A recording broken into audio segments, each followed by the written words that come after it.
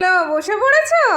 আজকে খিচুড়ি, সরস্বতী পুজোর দিন খিচুড়ি। চলো, জানি না খিচুড়ি তো মুগ ডাল দিয়েছি। আমাদের লক্ষ্মী পূজা খিচুড়ি ছোলা মটর মুগ ওই দিয়ে।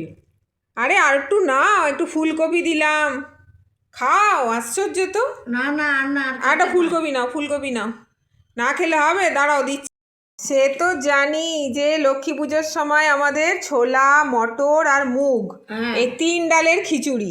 তার মধ্যে নারকেল দেয়। হ্যাঁ, তার মধ্যে নারকেল তো পড়বে, পাট করা নারকেল। এই যে বেগুন ভাজা আর ডিম ভাজা, বেগুন ভাজা ডিম ভাজা, ঠিক আছে?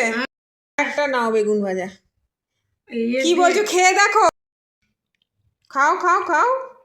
ঠিক আছে, গরম গরম ভাল লাগবে। জানি না নুন টুন ঠিক আছে কিনা, তাড়াহুড়ো করে তো করলাম, অনেক বেজে গেছে। ঠিক আছে, দেখো কপিটা সেদ্ধ হয়েছে, ফুলকপিটা হয়েছে।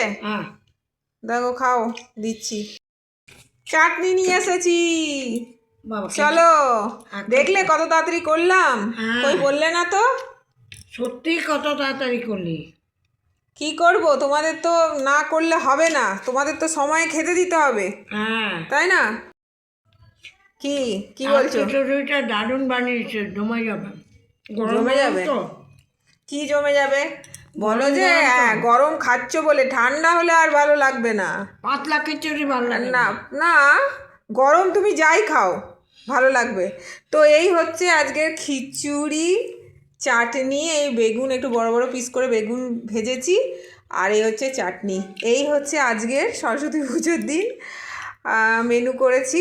তো ভালো লাগলে অবশ্যই লাইক করবেন, কমেন্ট করবেন, সাবস্ক্রাইব করবেন, ভালোবাসা অবশ্যই পাশে থাকবেন। ততক্ষণ জন্য টাটা।